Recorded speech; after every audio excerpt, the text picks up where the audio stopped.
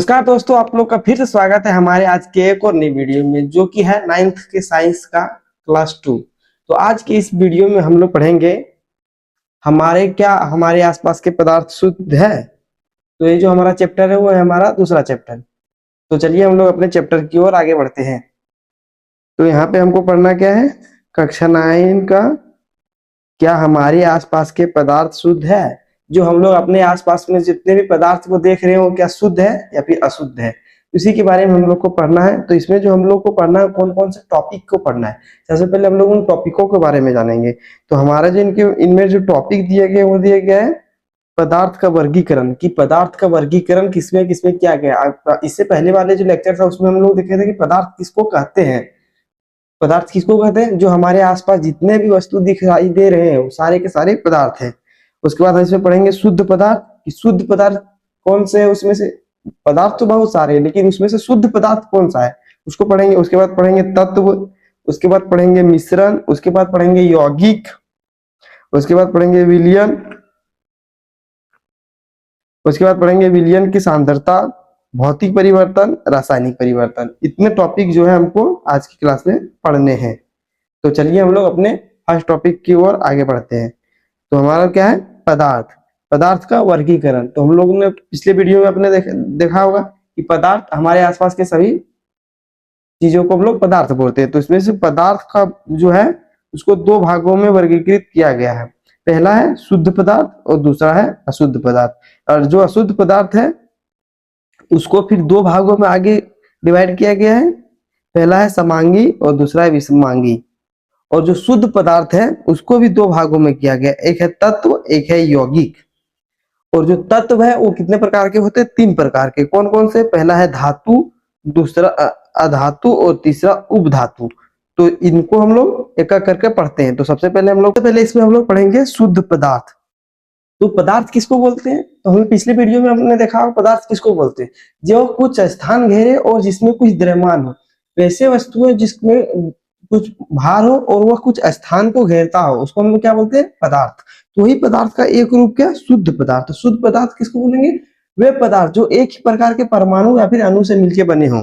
जैसे यहाँ पे क्या दिया गया हम लोग का परिभाषा, शुद्ध पदार्थ ऐसे पदार्थ के रूप को परिभाषित किया जाता है जो केवल एक ही प्रकार के परमाणु या केवल एक ही प्रकार के अणु से मिलके बने हो। उदाहरण के लिए हीरा, हीरा है जो है वो हीरे कार्बन के ही परमाणु से मिलके बने हैं। उसके बाद नमक, नमक में भी एक ही परमाणु के, नमक जो है एक ही प्रकार के परमाणुओं से मिलकर बना होता है। गंधक, ये भी एक ही प्रकार के परमाणुओं से मिलकर बना होता है। टीन भी इसका एक एग्जाम्पल हो गया। उसके बाद हम लोग का क्या है, शुद्ध पदार्थ की विशेषताएं। शुद्ध पदार्थ की विशेषताएं क्या क्या होती है, तो इसमें क्या दिया गया, निश्चित संरचना। जो शुद्ध पदार्थ होती है उसकी कुछ एक निश्चित संरचना होती है। जैसे एक शुद्ध पदार्थ की संरचना एक समान और निश्चित होती है, अर्थात प्राकृतिक में समांगी होती है। प्राकृतिक में जो है वो समांगी होती है। उसके बाद भौतिक साधनों द्वारा अविभाज्य, उसको भौतिक साधन के द्वारा अलग अलग नहीं किया जा सकता है।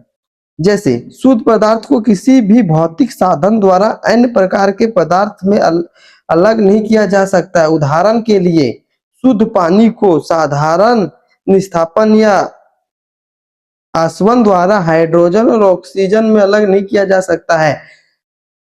जो हमारे शुद्ध पदार्थ होता है उसको कभी अलग नहीं किया जा सकता। जैसे कि कोई एक लोहा का टुकड़ा है, यदि उसको हम लोग अलग तोड़ के दो टुकड़ा में कर दें तो भी एक जो टुकड़ा होगा वो स्वतंत्र रूप से एक लोहा का टुकड़ा होगा, वो दूसरा टुकड़ा भी एक स्वतंत्र रूप से लोहा का टुकड़ा होगा, यानी कि दोनों ही शुद्ध पदार्थ होंगे। उसके बाद तीसरा क्या दिया गया है, संगत गुण। शुद्ध पदार्थ के भौतिक और रासायनिक गुण संगत होते हैं और भिन्न नहीं होते हैं।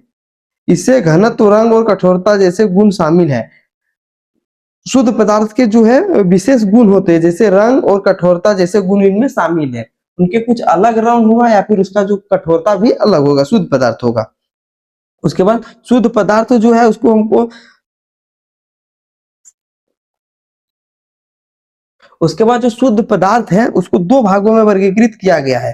पहला हमारा है तत्व और दूसरा है यौगिक। तो हम लोग पहले जानेंगे तत्व किसको बोलते हैं, उसके बाद जानेंगे यौगिक किसको बोलते हैं। तो तत्व हमारा, तत्व पदार्थ एक ही मूल रूप है जिसे रासायनिक प्रतिक्रिया द्वारा सरल पदार्थों में नहीं तोड़ा जा सकता है। तत्व जो है पदार्थ का एक मौलिक गुण है, उसको रासायनिक या भी भौतिक परिवर्तन द्वारा अलग नहीं किया जा सकता। यहाँ पे यौगिक क्या है, यौगिक दो या दो से अधिक तत्वों से बने होते हैं। रासायनिक पदार्थ है जो एक निश्चित अनुपात में रासायनिक रूप से एक साथ बंधे होते हैं। तत्व और यौगिक में क्या अंतर है, तत्व जो है एक ही प्रकार के पदार्थों से मिलकर बने होते हैं और यौगिक जो है वह अलग अलग दो या दो से अधिक तत्वों से बने होते हैं और इनके जो है एक निश्चित अनुपात में मिले होते हैं। इसे रासायनिक रूप से साथ बंधे होते हैं। जो तत्व का जो हमारा एक उदाहरण है, सोना, सोडियम, लोहा आदि। ये जो सोना है वो एक ही प्रकार के तत्व से बना है और यौगिक में हमारा क्या हो गया, नमक, कार्बन डाइऑक्साइड आदि। नमक सोडियम और क्लोराइड के मिश्रण से बना हुआ एक निश्चित अनुपात में, इसलिए इसको हम लोग क्या बोलेंगे, यौगिक। तो तत्व और यौगिक हम लोग समझ गए। उसके बाद हम लोग अगला पढ़ेंगे तत्व और पदार्थ। ठोस लोहा, तांबा, सोना, चांदी। तरल ब्रोमीन, पारा। Gas oxygen, hydrogen. तत्व को हम लोग तीन भागों में बांटते हैं। पहला जो है हमारा धातु, दूसरा अधातु और तीसरा उपधातु। जैसे इधर जितने भी हैं वो सारे जो ये कलर में दिख रहे हैं, इधर से इधर इधर इधर पीरियोडिक टेबल में ये जितने भी हैं वो सब धातु है और ये ग्रीन कलर के दिख रहे हैं जितने भी, ये अधातु है। उसके बाद उपधातु, इस ये जो हमारे हल्के पीले रंग से जितने भी इधर दिख रहे हैं ये उपधातु है। इस पीरियोडिक टेबल अब आप अभी आपको याद नहीं करना है, इसको आपको 11th क्लास में पूरे अच्छे से पढ़ना है। तो उसके बाद हम लोग का अगला है धातु के गुण, कि धातु के क्या क्या गुण होते हैं। हम लोग कैसे जान सकते हैं कोई धातु है कि अधातु है, तो धातुएं चमकदार होती है। आप देखते होंगे कोई भी धातु जो है वो अधिक चमकदार होती है, जैसे सोना, चांदी। धातुएं उष्मा और विद्युत के संचालन करती है। जो धातुएं जो होती है उसमें विद्युत और उष्मा का चालन होता है। जैसे आप कोई भी वायर को ले सकते हैं, उसमें आप देखते हैं एक तरफ से विद्युत दिया जाता है तो दूसरी तरफ भी विद्युत का प्रभाव। धातुओं का रंग चांदी ग्रे या सोना पीला रंग का होता है। बहुत से धातुओं का रंग आप देखते होंगे चांदी जैसा, सोना जैसा होता है, वो जो कि वो बहुत चमकदार होते हैं। हम धातुओं को पीटकर पतली चादरों में के रूप में बना सकते हैं। इसको हम लोग क्या बोलते हैं, आघातवर्धकता। जो हमारे धातुओं का एक गुण होता है जिसको हम पीट के पतले चादर के रूप में किसी भी धातु को कर सकते हैं। और हम धातुओं को तारों के रूप में बदल सकते हैं, जिसको हम लोग बोलते हैं तन्यता। तन्यता का क्या गुण होता है कि कोई भी धातु को हम लोग पतले तार के रूप में खींच के कर सकते हैं। जैसे 1 ग्राम सोना से हम लोग बहुत लंबी तार खींच सकते हैं पतली सी। उसके बाद पीटने पर धातुएं हमेशा एक गूंजती हुई ध्वनि उत्पन्न करती है। धातुओं को हम लोग पीटने से उसमें से एक विशेष प्रकार की ध्वनि उत्पन्न होती है, जिसको हम लोग धात्विक ध्वनि बोलते हैं। और यही हम लोग अधातु को पीटते हैं तो उसमें कोई भी इस प्रकार की ध्वनि की आवाज नहीं आती है। उसके बाद धातुओं के गुण, अधातुओं के गुण, सॉरी अधातुओं के गुण। अधातु के क्या क्या गुण है वो देखेंगे। अधातुओं के गुण क्या होगा, वे विभिन्न प्रकार एवं रंग प्रदर्शित करते हैं। जो अधातु होते हैं वो विभिन्न प्रकार के होते हैं और विभिन्न रंग प्रदर्शित करते हैं। वे उष्मा और विद्युत के कुचालक होते हैं। अधातु जो होते हैं उससे उष्मा का चालन नहीं होता है। उसके बाद ये चमकदार, ध्वनात्मक और आघातवर्धना नहीं होते हैं। आघातवर्धनीय नहीं होते हैं धातु, और ना ही ये चमकदार होते हैं, ना ही ये इसको पीट के हम लोग पतले चादर के रूप में कर सकते हैं। जैसे कोयला, कोक, ब्रोमीन, क्लोरीन आदि इसके एग्जाम्पल है। उपधातु के गुण, उपधातु किसको बोलते हैं, जो न धातु न अधातु दोनों का मिश्रण। वे तत्व जिसमें धातु और अधातुओं के बीच के मध्यवर्ती गुण होते हैं उपधातु कहलाते हैं। जैसे ब्रोमीन, सिलिकॉन, जर्मेनियम आदि। धातु किसको बोलते हैं, अधातु किसको बोलते हैं, उपधातु समझ गए होंगे। धातु जिसमें से उष्मा और विद्युत का चालन हो उसको हम लोग क्या बोलेंगे, धातु। और अधातु जिसमें विद्युत और उष्मा का चालन नहीं हो, अधातु। उसके बाद उपधातु जो धातुओं और अधातुओं के बीच में आती हो तो क्या कहलाते हैं हमारे, अधातु, उपधातु। इसके हमारे एग्जाम्पल क्या हो गया, ब्रोमीन, सिलिकॉन, जर्मेनियम आदि।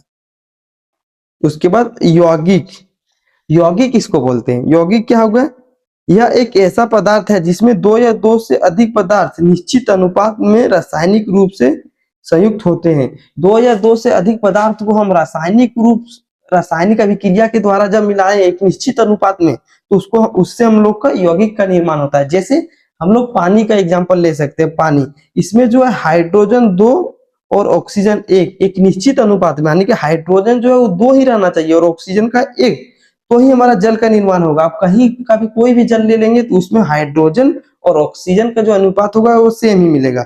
तो यौगिक के जो गुण होते हैं वो क्या होते हैं? ये पदार्थ निश्चित अनुपात में एक दूसरे के साथ रासायनिक रूप से संयुक्त होते हैं। ये जो पदार्थ है एक निश्चित अनुपात में रासायनिक बंध के द्वारा जुड़े होते हैं। ये यौगिक के गुण उनके घटकों के गुण से भिन्न बनाते हैं। यौगिक जो होते हैं वो निश्चित अनुपात में नहीं होते। इसका मतलब क्या हुआ, जो हम दो तत्व ले रहे हैं मूल तत्व और इससे एक यौगिक का निर्माण कर रहे हैं, तो ये जो नया यौगिक बनेगा वो दोनों तत्वों से भिन्न प्रकृति का होगा। तो इसको हम लोग क्या बोलेंगे? यौगिक। तो यौगिक के बारे में समझ गए होंगे। एक यौगिक के घटक को केवल इलेक्ट्रोलिसिस जैसी रासायनिक प्रक्रिया द्वारा ही अलग किया जा सकता है और भौतिक विधियों द्वारा अलग नहीं किया जा सकता है। इसको जो है इलेक्ट्रोलिसिस के विधि के द्वारा ही एक यौगिकों को अलग किया जा सकता है। इनके भौतिक प्रक्रिया के द्वारा हम लोग अलग नहीं कर सकते। जैसे यदि हम लोग पानी का ही एग्जाम्पल लें तो हमारा जो पानी होता है उसमें हाइड्रोजन और ऑक्सीजन होता है, तो उसको हम लोग भौतिक परिवर्तन के द्वारा, भौतिक अभिक्रिया के द्वारा हम लोग इसको चेंज नहीं कर सकते कि हाइड्रोजन को अलग कर देंगे, ऑक्सीजन को अलग कर देंगे। उसके बाद क्या है? पानी, क्या पानी एक तत्व है या एक यौगिक है? पानी H2O जो तत्व हाइड्रोजन और ऑक्सीजन से बना होता है, बना एक यौगिक है। यानी कि पानी जो हमारा है एक यौगिक है। इस यौगिक में हाइड्रोजन यानी कि H और ऑक्सीजन O के 1:8 के निश्चित द्रव्यमान अनुपात में उपस्थित होते हैं। यानी कि हाइड्रोजन का 1 और ऑक्सीजन के 8। हाइड्रोजन के परमाणु द्रव्यमान इकाई AMU, एक AMU हाइड्रोजन और ऑक्सीजन की परमाणु द्रव्यमान इकाई 16। तो हमारा जो होता है हाइड्रोजन का क्या होता है द्रव्यमान 2 और ऑक्सीजन का 16, तो 2:16। यदि इसको हम लोग सरल करेंगे तो 1:8, यानी कि जो हमारा हाइड्रोजन और ऑक्सीजन का अनुपात जो होता है पानी में वो 1:8 होता है। तो यहाँ क्या दिया गया? पानी के 2 हाइड्रोजन परमाणु और ऑक्सीजन के 1 हाइड्रोजन परमाणु,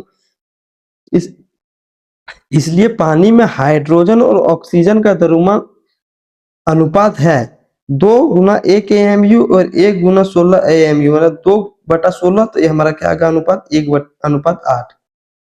तो क्या हो गया? ये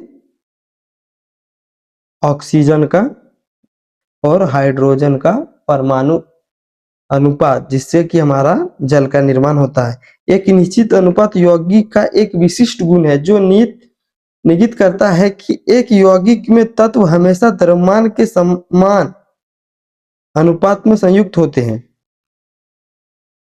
उसके बाद हमारे पास एक क्वेश्चन यहाँ पर दिया गया है कि निम्नलिखित में तत्वों, यौगिक और मिश्रणों का वर्गीकृत कीजिए। इसमें जितने भी तत्व दिए गए उसको उसमें से आपको बताना है कि कौन से तत्व यौगिक है, कौन से तत्व है और कौन से मिश्रण है। तो चलिए इसको आप लोग कमेंट में बताइएगा। उसके बाद हम लोग जानेंगे मिश्रण।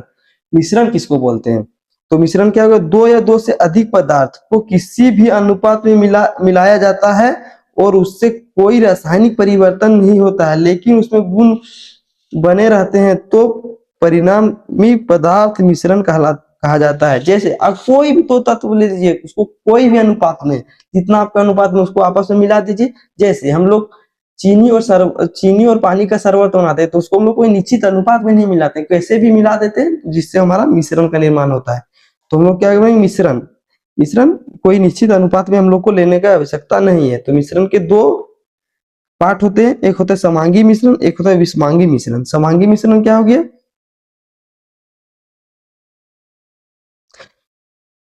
समांगी मिश्रण और विषमांगी मिश्रणों के बीच का अंतर।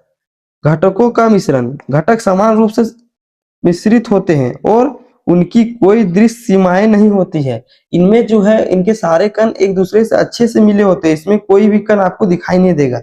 विषमांगी मिश्रण, घटक समान रूप से मिश्रित नहीं होते हैं, इसमें जितने भी इसके कण होते हैं वो एक समान रूप से मिश्रित नहीं होते हैं और उनकी दृश्य सीमाएं होती है, इसको हम लोग अपनी आंखों से देख सकते हैं। उदाहरण के लिए पानी में चीनी, यदि हम पानी में चीनी को मिलाएं तो उसको हम लोग बाद में देखेंगे तो वो पूरा हम लोग को पानी का जैसा ही दिखेगा, यानी कि उसमें चीनी जो है वो पूरी तरह से घुल जाएगा। और तेल और पानी का जो विस्मांगी मिश्रण है उसमें एग्जाम्पल है तेल और पानी का। यदि हम लोग पानी में तेल को डालेंगे तो वो पूरी तरह से उसमें तेल दिखाई देगा।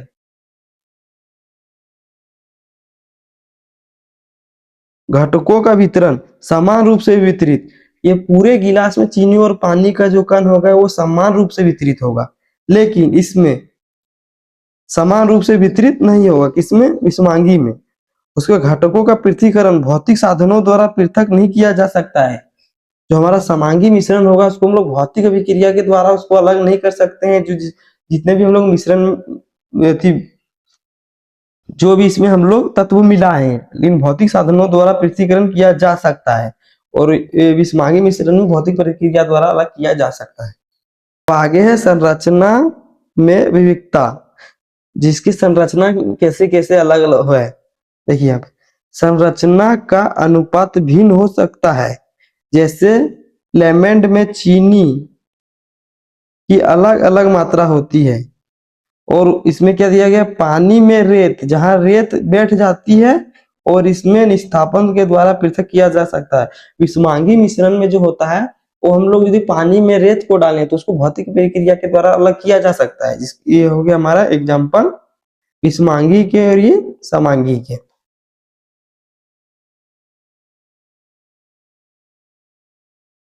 अब इसमें दिया गया है यौगिक और मिश्रण के बीच में अंतर। तो निर्माण दो या दो से अधिक पदार्थों के भौतिक रूप से मिलाने से बनते हैं। दो या दो से अधिक पदार्थों को हम लोग यदि मिलाते हैं तो हम लोग मिश्रण का निर्माण होता है। और यौगिक किसे बोलते हैं? दो या दो से अधिक तत्वों के रासायनिक रूप से जुड़ने से बनते हैं। यौगिक जो होता है रासायनिक रूप से जुड़ने से होता है, इसमें रासायनिक अभिक्रिया आपको कराना पड़ेगा।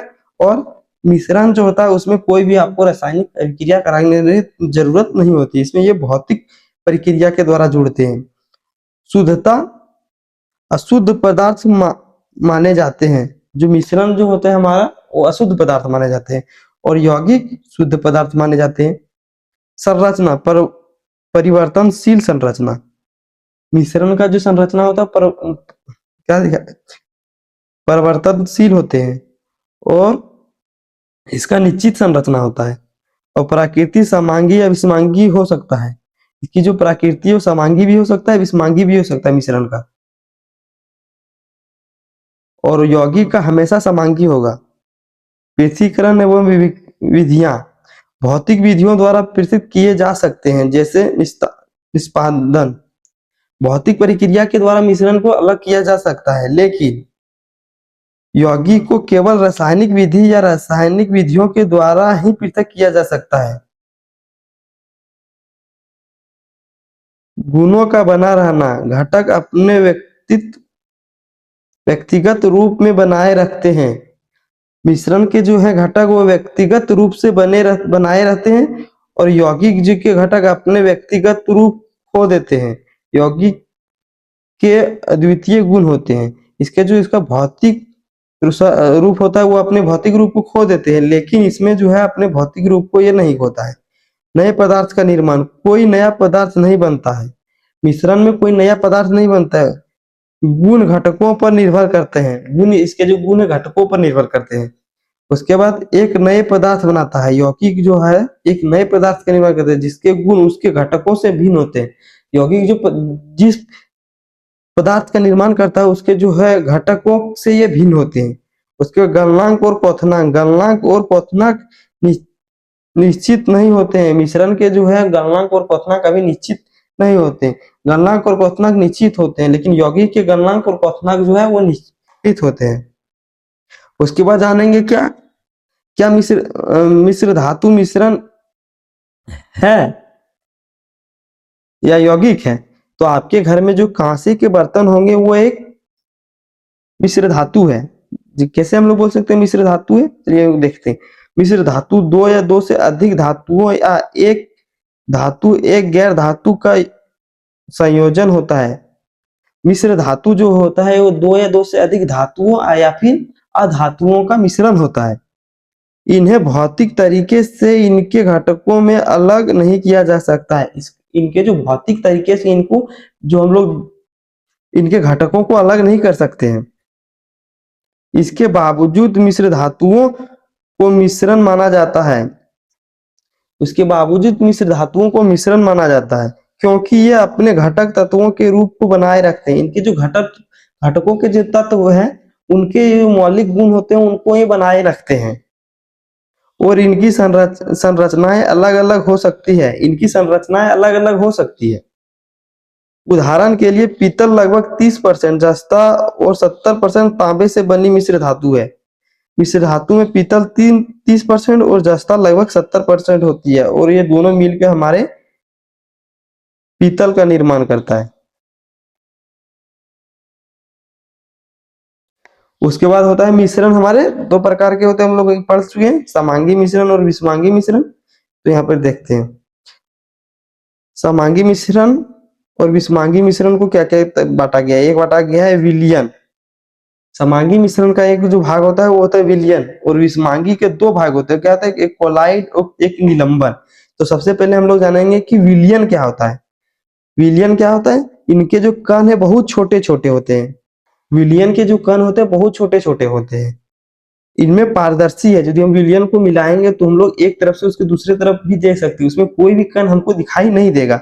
उसके बाद कणों को निस्पंदन द्वारा अलग नहीं किया जा सकता। एक बार जब यह बन जाएगा तो उसको फिर हम लोग अलग नहीं कर सकते। प्रकाश की किरण को परिकिरणित नहीं करता है। यह प्रकाश की किरण, इससे जब हम प्रकाश की किरण को गुजारेंगे तो यह अपने से होके नहीं फैलाती है। उदाहरण के लिए नमक और पानी का घोल, नमक और पानी या फिर नमक और चीनी का घोल। तो ये हमारा हो गया विलयन। उसके बाद हम लोग को क्या दिया गया है, कोलाइडी विलयन। कण छोटे छोटे होते हैं। ये लगभग 1 से 100 mm से 10 पर पावर -9 mm से लेके 10 पर पावर -7 mm के बीच में होते हैं। ये अर्ध पारदर्शी होते हैं। इसमें भी छोटे छोटे कण इसमें हम लोग को दिखाई दे जाएगा। यदि कोई भी हम लोग विलयन में जाते हैं तो इसके छोटे छोटे जो कण होगा इसमें दिखाई दे देगा। कणों को निस्थापन द्वारा अलग नहीं किया जा सकता। इसमें भी कणों को अलग नहीं किया जा सकता है। प्रकाश के किरण को परिकिरणित करता है। इसमें भी है, जो प्रकाश की किरण को होता है थोड़ा मोड़ा ही परिकिरणित करता है। यदि हम लोग प्रकाश की किरण इसमें मारेंगे तो उसके जो कण से टकरा कर ये फैलेंगे। उदाहरण के लिए दूध। उसके बाद अगला हमारा क्या है, निलंबन। कण 100 mm से बड़े होते हैं, 100 नैनो nm से भी बड़े होते हैं। अपारदर्शी होते हैं। कणों को निस्पंदन द्वारा अलग किया जा सकता है। निस्पंदन के द्वारा इसके कणों को अलग हम लोग कर सकते हैं। उसके बाद प्रकाश की महत्वपूर्ण रूप से परिकिरणित करता है। ये जो प्रकाश है वो अधिक मात्रा में परिकिरणित करेगा, ये जो विलयन होता है। उदाहरण के लिए पानी में रेत। यदि हम लोग पानी में रेत को मिलाएं तो रेत को अलग भी कर सकते हैं। उसके बाद यदि हम लोग उसमें प्रकाश मारेंगे तो ये प्रकाश को फैलाएगा भी। तो ये हमारा क्या हो गया, निलंबन। अब सबसे पहले हम लोग जानते हैं विलयन क्या होता है, जो हमने यहाँ पे देखा था विलयन, इसका पहला पार्ट विलयन। तो विलयन क्या होता है, एक विलयन दो या दो से अधिक पदार्थों का समांगी मिश्रण होता है। विलयन जो होता है ये दो या दो से अधिक पदार्थों का समांगी मिश्रण होता है। समांगी मिश्रण का मतलब क्या होगा, जो भी इसमें हम लोग मिश्रण मिलाएंगे वो एक निश्चित अनुपात में मिलाएंगे।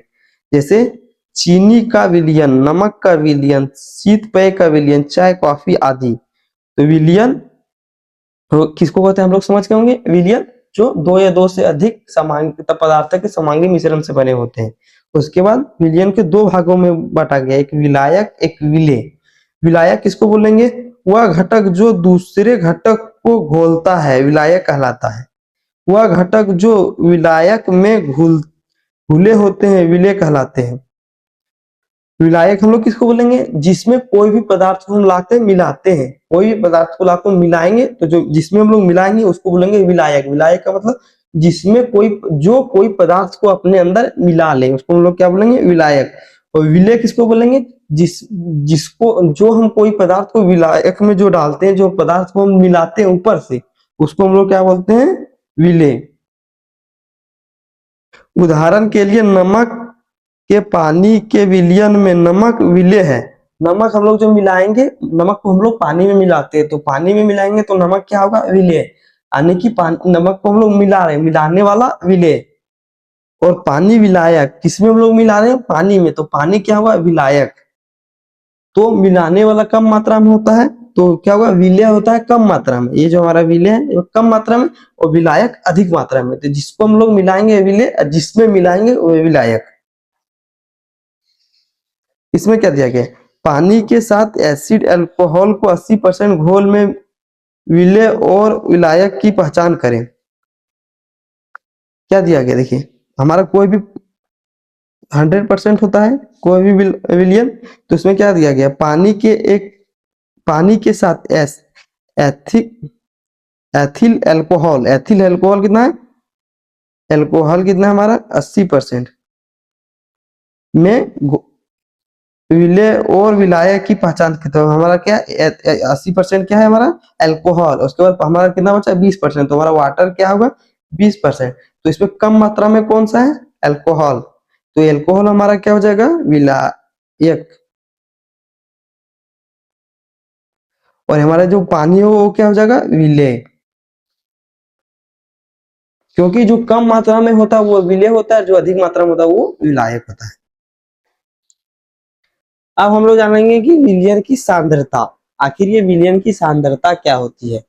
तो सबसे पहले हम लोग इसका डिफिनेशन को पढ़ते हैं। तो विलयन की सांद्रता क्या है, एक विलयन में विलेय की थोड़ी मात्रा घुली हो सकती है, जबकि दूसरे विलयन में विलेय की बड़ी मात्रा घुली हो सकती है। विलयन की सांद्रता विलयन में दी गई मात्रा में उपस्थित विलेय की मात्रा, यानी कि विलयन की सांद्रता क्या होती है, जो किसी विलयन में विलेय की कितनी मात्रा है, मतलब कि किसी भी विलयन में विलेय जो हम लोग ऊपर से डालते हैं उसकी कितनी मात्रा है, उसी को हम लोग क्या बोलते हैं, विलयन की सांद्रता। जैसे किसी विलेय में कम मात्रा हम लोग देंगे विलेय की विलयन में, तो वो कहलाएगी हमारी तनु, और ज्यादा होगी तो होगी सांद्र। तनु और सांद्र विलयन की सांद्रता, समझ गए होंगे आप लोग। उसके बाद हमारा अगला है, उसके बाद हमारा क्या है, घुलनशीलता। किसी विलायक में किसी विलेय की एक निश्चित तापमान पर घुलनशीलता का अर्थ है उस तापमान पर विलायक के 100 ग्राम में घुले विलेय की अधिकतम मात्रा। इसका मतलब है एक निश्चित तापमान पर, कोई भी विलयन की एक निश्चित तापमान पर 100 ग्राम विलायक, 100 ग्राम विलेय, इसी तापमान पर 100 ग्राम विलायक में विलेय की जो मात्रा घुलेगी, विलेय की जितनी मात्रा घुलेगी वो उसकी घुलनशीलता होगी।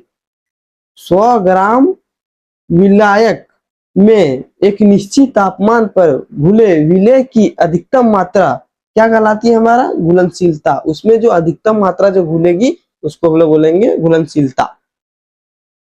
उसके बाद क्या दिया गया, संतृप्त विलयन और असंतृप्त विलयन। तो संतृप्त विलयन किसको बोलेंगे,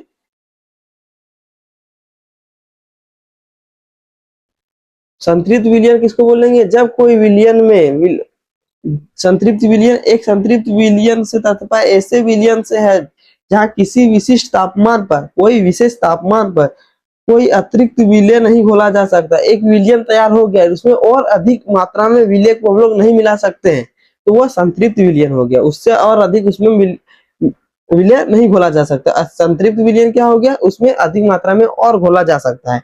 तो संतृप्त असंतृप्त, संतृप्त का उल्टा हो गया हमारा असंतृप्त। उसके बाद हमारा क्या है, इससे तापमान पर क्या प्रभाव पड़ता है, जो किसी भी संतृप्त विलयन में हम टेम्परेचर को बढ़ाएंगे तो उसका भी घुलने की जो क्षमता होगी वो बढ़ेगी, और घटाएंगे तो घटेगी। उसके बाद हमारा क्या है, कोलाइडी विलयन। कोलाइडी विलयन किसको बोलते हैं,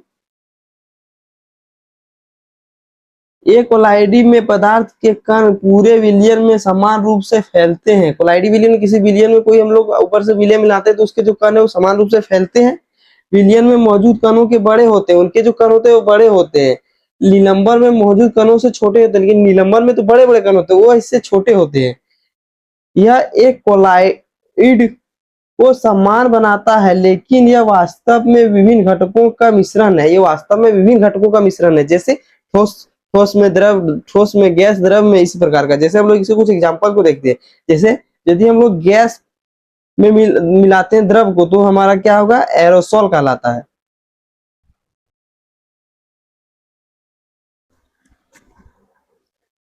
तो हमारा क्या कहलाता है, एरोसोल कहलाता है। इसका एक एग्जांपल हम लोग दे सकते हैं, कोहरा, बादल, कुहासा। कोहरा, बादल, कुहासा, ये सब कैसे उदाहरण है। इसमें जो है ये गैस में ठोस को हम लोग नहीं, प्रकृति में मिलता है, जिससे कोहरा, ये सब का हम लोग का निर्माण होता है। उसके बाद गैस में जब ठोस मिल जाता है, गैस में ठोस, तो उससे क्या होता है, इसको भी हम लोग एरोसोल बोलते हैं। जैसे धुआं, ऑटोमोबाइल से निकलने वाला, जितने भी गाड़ी बाइक से निकलने वाला धुआं आता है, उसको हम लोग एरोसोल बोलते हैं, जिसमें गैस में ठोस की मात्रा मिल जाती है। और द्रव में गैस की मात्रा मिलती है तो उसको हम लोग झाग बोलते हैं, जैसे शेविंग क्रीम, जिससे हम लोग दाढ़ी वगैरह बनाते हैं। इसके बाद द्रव में द्रव की मात्रा मिलती है तो उसको हम लोग पायस या एमाइलस बोलते हैं, जैसे दूध, हेम क्रीम। उसके बाद ठोस में, द्रव में ठोस का मिलना, तो उसकी क्या बोलेंगे, सॉल्व। जैसे कि मिल्क ऑफ मैग्नीशिया, द्रव में ठोस का मिलना। जैसे बहुत सारे द्रव है, उसमें ठोस का मिलना, इसका क्या उदाहरण है, बहुत सारे पानी में मिट्टी का मिलना, जैसे कि कीचड़ का निर्माण होता है। उसके बाद गैस का जो जाके मिलता है ठोस में, इसको बोलते हैं क्या, झाग। जैसे फोम, रबड़, स्पंज। स्पंज क्या होता है, ठोस, लेकिन उसके बीच बीच में छोटे छोटे छेद होते हैं, जिसमें जाके हवा जाके घुस जाती है, जिससे वह चिपक, हम लोग दबाने से दब जाता है। उसके बाद द्रव, जो ठोस में जाके मिलता है द्रव, तो उसके क्या होता है, जेल। जेली जैसा जो होता है, जेली, पनीर, मक्खन, उसमें क्या होता है, ठोस में जाके द्रव मिलता है। उसके बाद ठोस में ठोस का मिलना, ठोस सॉल्व। जैसे कि हम लोग कुछ पत्थर में दूसरे पत्थर को मिला दें तो ठोस में से ठोस का मिलना, ये हो गया इसका एग्जाम्पल। उसके बाद हमारा क्या दिया गया, निलंबन। निलंबन क्या होता है, निलंबन एक विषमांगी मिश्रण है। निलंबन जो है एक विषमांगी मिश्रण में, इसमें कोई अनुपात में कोई भी विलेय या विलायक को नहीं मिलाया जाता, जिससे विलेय कण घुलते नहीं है, बल्कि माध्यम के पूरे थोक में निलंबित हो जाते हैं। इसमें कण घुलते नहीं है, बल्कि वो पूरे विलियन में फैल जाते हैं, तो इसको हम लोग क्या बोलते हैं, निलंबन। उसके बाद क्या है, टिंडल प्रभाव। टिंडल प्रभाव हम लोग किसको बोलते हैं, जब कोई कोलाइड विलियन या निलंबन क्या हुआ, विलियन जो होता है उसमें हम, उस विलियन में छोटे छोटे कण होते हैं, और जब उसके ऊपर से हम लोग लाइट को मारते हैं, कोई प्रकाश से गुजारते हैं, तो उससे जो प्रकाश उसके कणों से टकरा के क्या बोलते हैं उसको, हम लोग परिकिरणित हो जाते हैं। परिकिरणित हो जाते हैं, उसके कणों से टकरा के जो प्रकाश है वो परिकिरणित हो जाता है, जो कि विलियन में नहीं होता है, क्योंकि विलियन के कण दिखाई हम लोग को नहीं देता है। तो इसको हम लोग बोलते हैं टिंडल प्रभाव। ये टिंडल प्रभाव और कोलाइडी और निलंबन के एग्जाम्पल है, आप लोग यहाँ पर पढ़ लीजिए। उसके बाद हम लोग क्या है, भौतिक परिवर्तन और रासायनिक परिवर्तन। तो भौतिक परिवर्तन किसको बोलते हैं, वैसे परिवर्तन जिसके सिर्फ उसके आकार को बदला जा सकता है, भौतिक रूप में परिवर्तन किया जाता है। और रासायनिक परिवर्तन, इसमें रासायनिक अभिक्रिया के द्वारा परिवर्तन किया जा सकता है। भौतिक परिवर्तन जो होगा, उसमें पहले जो हम जिस पदार्थ से नए पदार्थ का निर्माण किया, उसको पुनः वापस उसमें हम बना सकते हैं। लेकिन रासायनिक परिवर्तन में मूल रूप में वो पुनः नहीं आएगा, जो हम जिससे हम लोग बनाए थे, और नया जो निर्माण होगा उससे पुनः वो पुराने वाला का निर्माण नहीं किया जा सकता है। तो भौतिक परिवर्तन जो है और रासायनिक परिवर्तन, ये इसके उदाहरण है। तो उसको हम लोग पढ़ते हैं, नए पदार्थ का निर्माण परिमाण देते हैं और भौतिक परिवर्तन कहलाता है। भौतिक परिवर्तन को दौरान इनमें शामिल पदार्थ अपनी पहचान नहीं बदल सकते। इसमें जो होता है, इसकी पहचान नहीं बदल सकता। जैसे बर्फ को हम लोग पानी में पिघला कर रख सकते हैं, तो पानी को भी पिघला के बर्फ में ला जा सकता है। और भौतिक परिवर्तन में आमतौर पर एक यौगिक प्रक्रिया उपयोग करके उल्टा किया जा सकता है। उल्टा किया जा सकता है, पानी से बर्फ, बर्फ से पानी, जो दर्शाता है कि वे आमतौर पर प्रतिवर्ती होती हैं। बर्फ पिघलना, सब्जी का काटना, ये हो गया भौतिक परिवर्तन, लेकिन सब्जी का बनना हो गया रासायनिक परिवर्तन। और इसी का उल्टा हमारा यहाँ पे रासायनिक परिवर्तन होता है। तो इसमें हमारा एक सवाल है कि मोमबत्ती का जलना जो है भौतिक परिवर्तन है फिर रासायनिक परिवर्तन है। तो भौतिक परिवर्तन या रासायनिक परिवर्तन हम लोग कैसे जानेंगे, जैसे कि यहाँ पे देखिए, इसकी जो लौ जलती है, ये क्या है, रासायनिक परिवर्तन। क्यों, क्योंकि ये जो है, ये थी इसकी जो है, ये जो है ये रासायनिक परिवर्तन है। क्यों, क्योंकि इसकी जो धागा होता है वो जल के उष्मीय ऊर्जा और प्रकाशीय ऊर्जा में परिवर्तित हो जाता है। तो एक ऊर्जा का दूसरे ऊर्जा में परिवर्तन, इसको हम लोग बोलते हैं रासायनिक परिवर्तन। तो रासायनिक परिवर्तन है, लेकिन ये जो मोम हमारा है, ये अपने पिघल के दूसरे आकार में आ जा सकता है। उस मोम को हम लोग फिर से पिघला के इसके मूल आकार में लाया जा सकता है। तो इसको हम लोग क्या बोलते हैं, भौतिक परिवर्तन। और ये जो यहाँ पर हमारा लौ जलती है, उसको बोलते हैं रासायनिक परिवर्तन। तो भौतिक परिवर्तन और रासायनिक परिवर्तन, इनमें दोनों होती है। तो यार हमारा आज का ये चैप्टर, तो फिर हम लोग लेके आएंगे अगले वीडियो में अपना अगला चैप्टर। जो है क्लास 9th का साइंस। आशा करते हैं आपको ये अच्छा लगा हो, तो प्लीज हमारे वीडियो को लाइक जरूर कीजिएगा।